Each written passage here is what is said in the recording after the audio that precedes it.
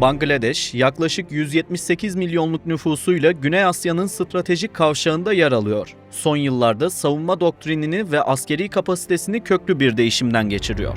Bugün Güney Asya'nın yükselen askeri gücü Bangladeş'i ve ordusunun kapsamlı serüvenini inceleyeceğiz. Sadece savunmaya odaklanan yerli bir unsur olmak yerine bölgesel güç olma vizyonuyla hareket ediyor. Bangladeş, savunma sanayinde Türkiye ile kurduğu derin ortaklık sayesinde NATO standartlarında yüksek teknolojiye ulaştı. Bayraktar TB2 SİHA'lardan Kaplan füze sistemlerine uzanan bu işbirliği iki ülke arasındaki stratejik bağları güçlendirdi. Öte yandan Çin'le yürütülen VT-5 hafif tankları, J-10C savaş uçakları ve denizaltı projeleri ordunun her biriminde sürdürülen çok boyutlu hazırlığın bir diğer ayağını oluşturdu. Bu videoda Bangladeş'in ordu yapısını, kullandığı ekipmanları, yürüttüğü askeri projeleri ve ülkenin karşılaştığı askeri problemleri konuşacağız. GZT olarak bu videoyu hazırlamak için günlerce süren derin araştırmalar yaptık ve her stratejik detayı büyük bir titizlikle ilmek ilmek işledik. Arapça, İngilizce ve farklı dillerdeki kaynakları taradık.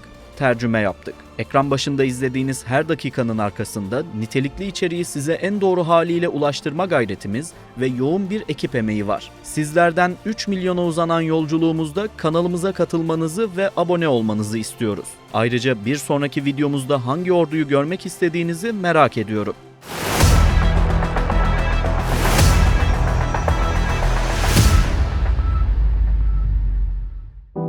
Ordunun yapısıyla başlayalım. Bu bölümde Bangladeş'e yönelik ilginç askeri notları da sizinle paylaşacağım. Ülkede zorunlu askerlik uygulanmıyor. Tamamen gönüllülük esasına göre personel alınıyor. 1952 tarihli Bangladeş Ordu Yasası, hükümete gerek duyulması halinde zorunlu askerlik ilan etme yetkisi tanısa da bağımsızlıktan bu yana bu yetki hiç kullanılmadı. Bangladeş'te orduya katılmak hem ekonomik avantajları hem de toplumsal statüsü nedeniyle gençler arasında oldukça popüler. En az lise mezuniyet şartı aranıyor. Bangladeş, Müslüman çoğunluklu ülkeler arasında kadınların askeri alanda en aktif rol aldığı ülkelerden biri olarak karşımıza çıkıyor. Kadınlar 2000 yılından itibaren subay olarak orduda görev almaya başlamıştır. 2013 yılından itibaren ise piyade sınıfları dahil olmak üzere er ve erbaş kadrolarında kadınların alımı hızlandı. Araştırmalara devam ederken ilginç bir eğitimle karşılaştım. Bangladeşli komando talimlerinde askerlerin 7 gün boyunca uyumadığını öğrendim. Ayrıca her adaya 10 kiloluk kum torbası zimmetliyorlar. Adaylar dövüş ve güçlenme antrenmanlarını bununla yapıyor. Tuvalete giderken bile yanlarında taşımak zorundalarmış. Bangladeş ordusu sadece bir savunma gücü değil, aynı zamanda ülkenin en büyük ekonomik aktörlerinden birine sahip.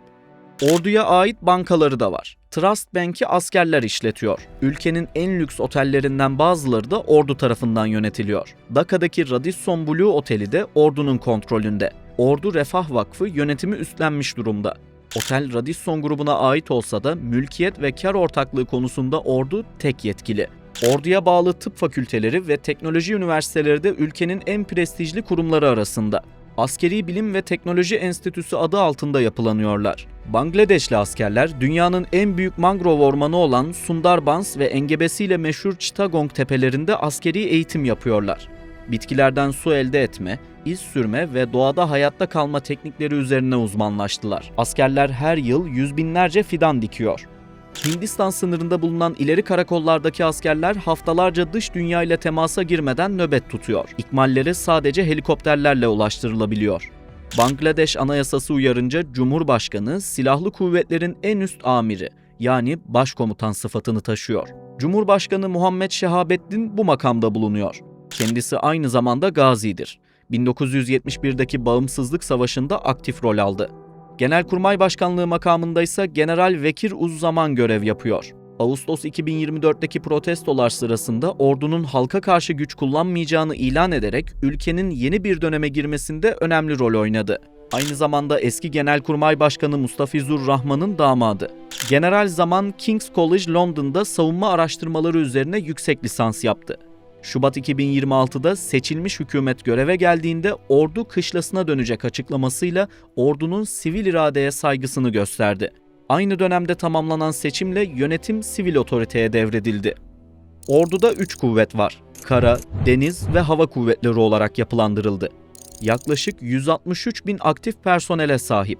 Kara kuvvetlerinde 130 bin, deniz kuvvetlerinde 19 bin, hava kuvvetlerinde ise 14 bin askerin görev yaptığı tahmin ediliyor. Ordunun bütçesinden bahsedelim. 2020-2026 arasını araştırdık. Bütçe içinden orduya ayrılan payı gayri safi yurt içi hasılaya göre oranladık. 2020'de %1.9, 2021'de %1.8, 2022'de %1.7, 2023'te %1.8, 2024'te %1.8, 2025'te %1.7'lik pay ayrıldı. 2026 içinse %1.7'lik oranın ayrılacağı tahmin ediliyor.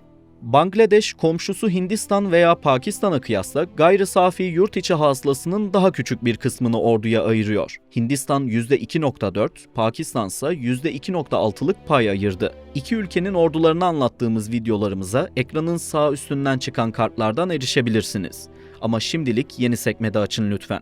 Çünkü Bangladeş'in ordusunu keşfetmeye devam edeceğiz. Bangladeş, Güney Asya'da en büyük savunma bütçesine sahip 3. ülke. Birinci 109 milyar dolarla Hindistan, ikinci 9 milyar dolarla Pakistan. Global Firepower Index araştırmasına göre Bangladeş ordusu 145 ülke içinde 37. sırada yer alıyor. Ordunun kullandığı ekipmanlardan bahsedelim. Kara kuvvetleriyle başlıyoruz. Bangladeşli piyadeler 4 farklı modelde tabanca taşıyor. Belçika üretimi 1935 Browning, Çin üretimi CF-98 ve Type 54 ve Arjantin üretimi Bersa Thunder tabancalar bulunuyor. Çin ve Bangladeş'in ortaklaşa ürettiği BD-08 ve Type 56 tüfeklerini tercih ettiler. İki tüfeğin de Rus menşeili AK-47 tüfeğine benzerliği dikkati çekiyor. Ayrıca Amerika tarafından üretilen M4'ler satın alındı. Daha çok özel kuvvetler tarafından tercih ediliyor. Mevcut kapasiteyi artırmak amacıyla eski nesil Type 59 tankları kapsamlı bir modernizasyon sürecinden geçirilerek Type 59G standartlarına yükseltildi. Ayrıca Type 69 gibi platformlar da zırhlı tugayların operasyonel hazırlıklarına destek verir. İki tank modeli de Çin üretimidir. VT-5 model hafif tanklardansa 44 adet envanterde. Bu araç da Çin'den satın alındı. Ağır zırhlı segmentte ise MBT-2000 tipi araçlar ordunun vurucu unsuru konumunda. Personel nakli ve sahadaki mobilite ihtiyacı hem tekerlekli hem de paletli çok sayıda zırhlı araçla karşılanıyor. BTR-80 serisi ordunun en yaygın kullandığı tekerlekli personel taşıyıcı sınıfında yer alıyor. Bu araç Sovyetler Birliği günlerinden kaldı. Türkiye'den tedarik edilen Otokar Kobra 1 ve Kobra 2 tipi araçlar taktik, keşif ve devriye görevlerinde kritik rol oynuyor. Mayın ve pusu tehditlerine karşı ise Amerikan üretimi Max Pro araçları tercih edildi. Destek birimlerinde ise Sırp üretimi BOV M11, Bangladeş menşeili RN-94 ve Çin'den alınan Type 85 gibi farklı zırhlı platformlar lojistik ve piyade taşıma görevlerini üstleniyor. Mayına ve pusuya dayanıklı zırhlı araç olarak Hindistan'dan Tatalar satın alındı. 11 adet envanterde. Ülke hava sahasının korunması kademeli bir savunma ağıyla tesis edildi. Orta menzilli tehditleri bertaraf etmek için Çin'den HQ-16 sistemleri satın alındı.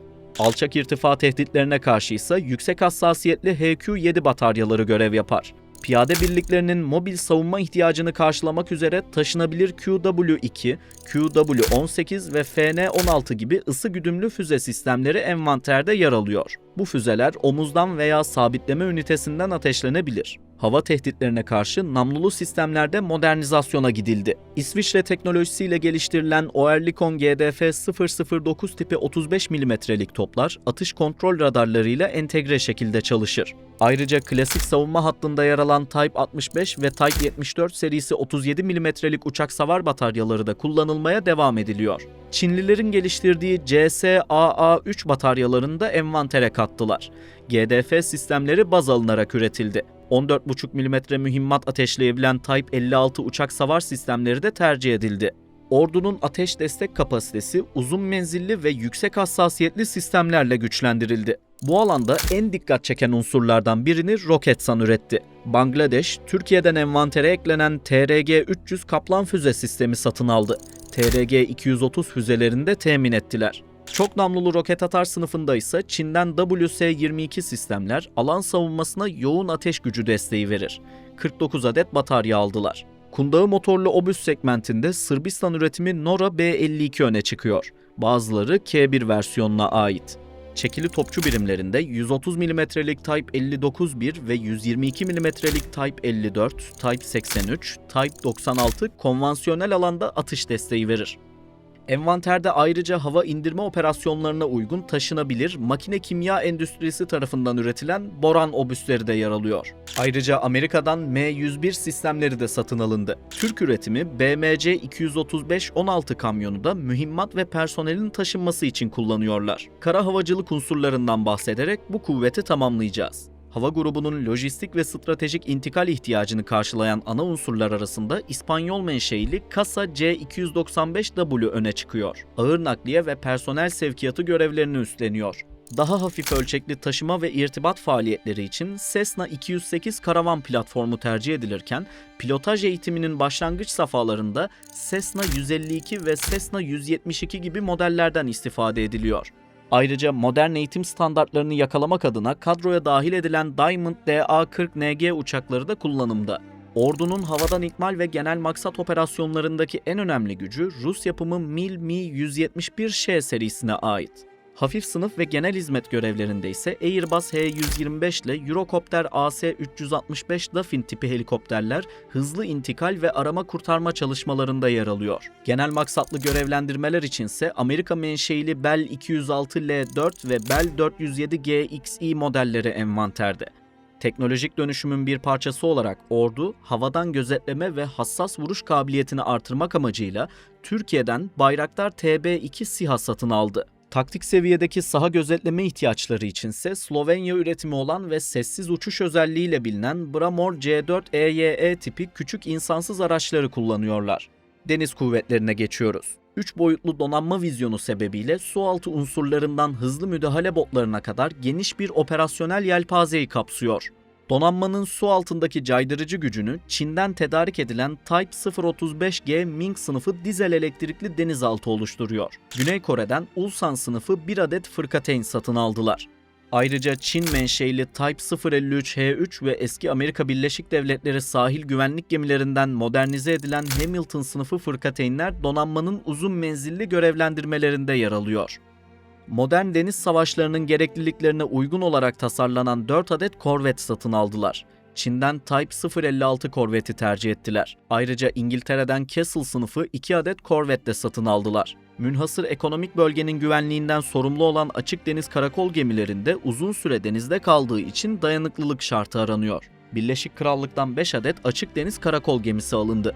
Hassas vuruş kabiliyetine sahip olan Durjoy sınıfı büyük karakol gemilerini Çin ve Bangladeş birlikte geliştirdi. 4 adet envanterde. Füzeli taarruz yetenekleri sayesinde kıyı savunmasında ve stratejik noktaların korunmasında caydırıcı. Kıyı şeridinin ve nehir ağızlarının güvenliğini sağlamak için yerli tersanelerde inşa edilen Padma sınıfı kıyı karakol gemileri envantere katıldı. Aynı görevler için Singapur'dan 2 adet Magna sınıfı kıyı karakol gemisi de satın alındı. Ani müdahale ve süratli taarruz operasyonları için füze ve torpido donanımlı Type 021 hızlı hücum modları bulunuyor. Type 062 denizaltı takip gemisi de Çin'den satın alındı. X-12 ve Defender sınıfı botlar özel kuvvetler ve acil müdahale timleri tarafından tercih edildi. Bangladeş'in deniz harbi gereksinimlerine göre şekillendirilen füze ve güdümlü mühimmat envanteri hem su üstü hedeflere karşı caydırıcı bir taarruz gücü hem de sofistike bir hava savunma kalkanı sunuyor. C-802 füzeleri Çin'den alındı. Fırkateyn ve büyük karakol gemilerinde kullanıyorlar. C-704 füzeleri ise daha çok korvetler ve hızlı hücum modları için optimize edildi. Orta menzildeki hedeflerde kullanılıyor. HQ-7 ve HQ-10 füzelerini Çin'den aldılar. Satıhtan havaya ateşlenebiliyorlar. Ayrıca gemilere monte edilebiliyor. Hafif sınıf torpido grubunda yer alan U-7 mühimmatı hem su üstü gemilerinden hem de denizaltı karşıtı helikopterlerden fırlatılabiliyor. İtalyan tasarımı olan akustik güdümlü A-244S torpidolar sığ sulardaki düşman unsurlarına karşı ateşleniyor. Hava kuvvetlerine geçiyoruz. Bangladeş, muharip güçten stratejik nakliye uçaklarına kadar geniş bir envanter havuzuna sahip.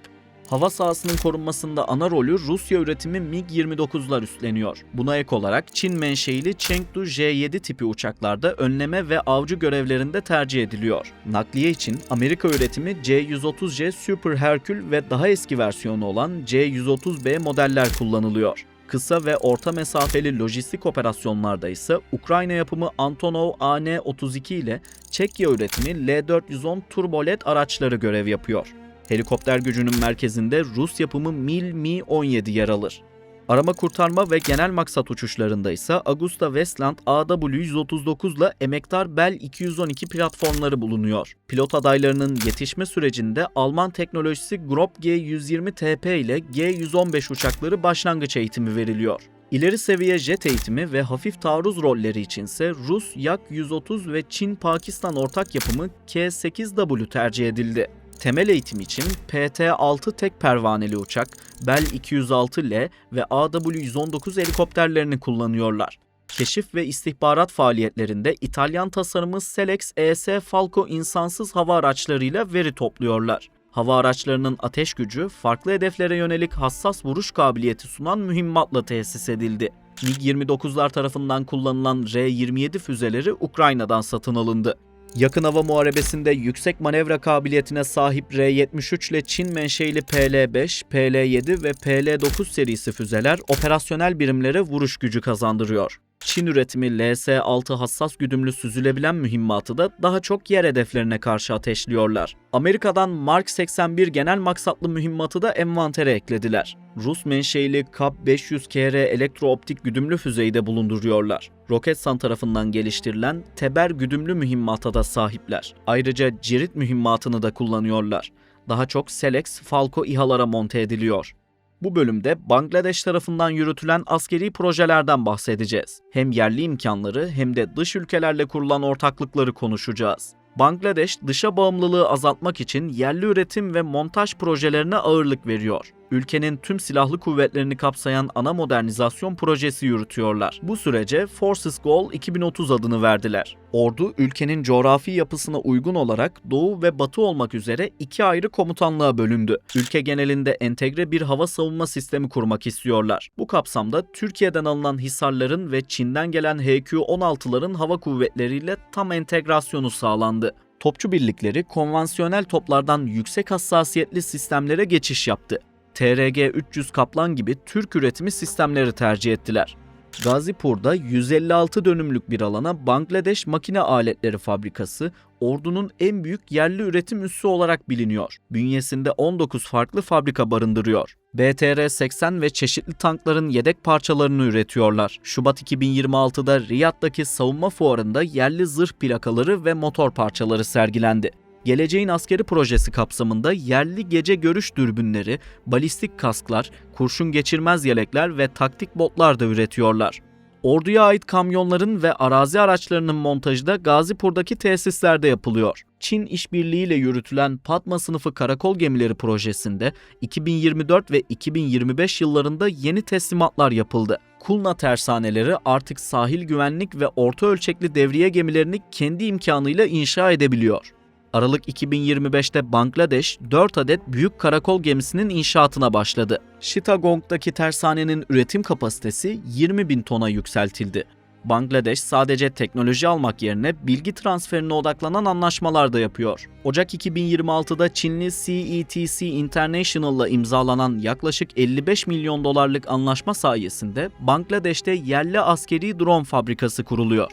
Ekim 2025'te hava mühimmatı üretim tesisi de açtılar. Burada ordunun kullandığı havadan havaya füze sistemlerinin ve mühimmatların bakımı yapılıyor. Süreci tamamen Bangladeşli mühendisler yürütüyor.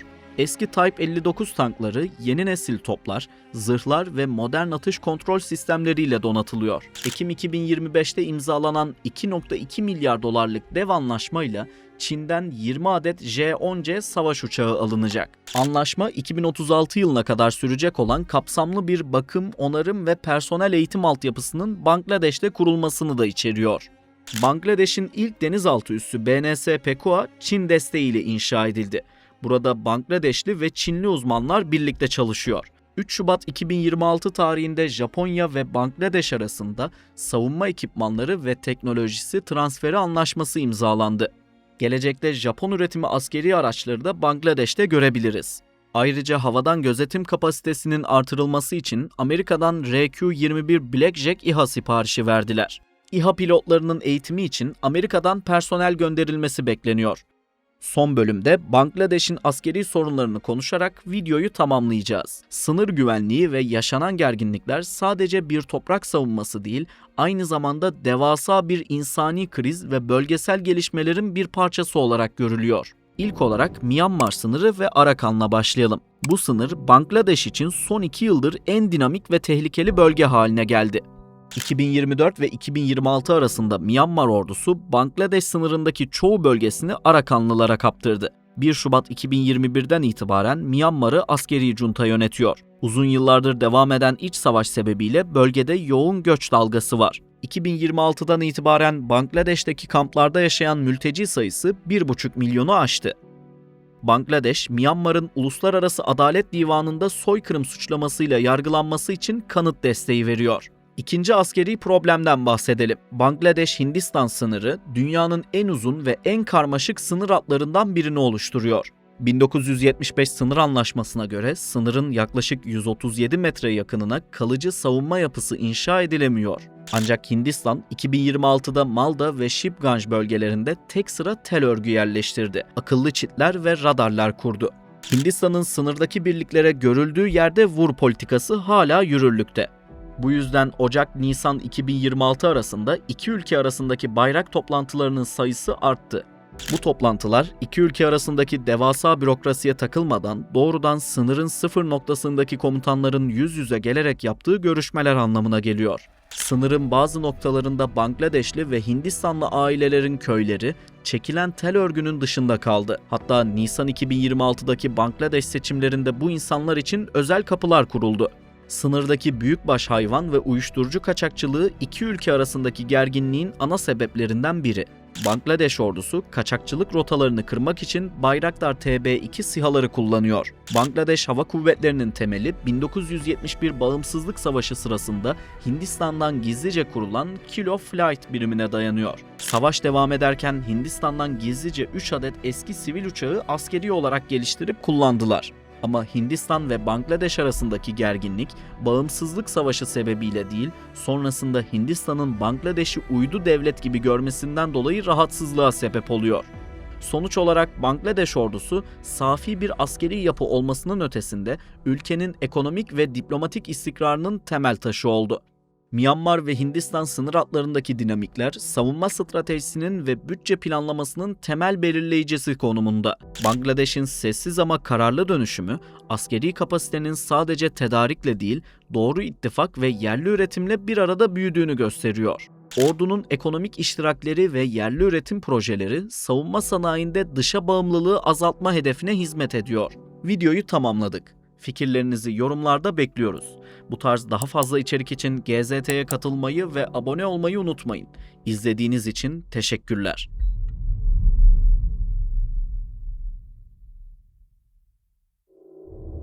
Bangladeş, yaklaşık 178 milyonluk nüfusuyla Güney Asya'nın stratejik kavşağında yer alıyor. Son yıllarda savunma doktrinini ve askeri kapasitesini köklü bir değişimden geçiriyor. Bugün Güney Asya'nın yükselen askeri gücü Bangladeş'i ve ordusunun kapsamlı serüvenini inceleyeceğiz. Sadece savunmaya odaklanan yerli bir unsur olmak yerine bölgesel güç olma vizyonuyla hareket ediyor.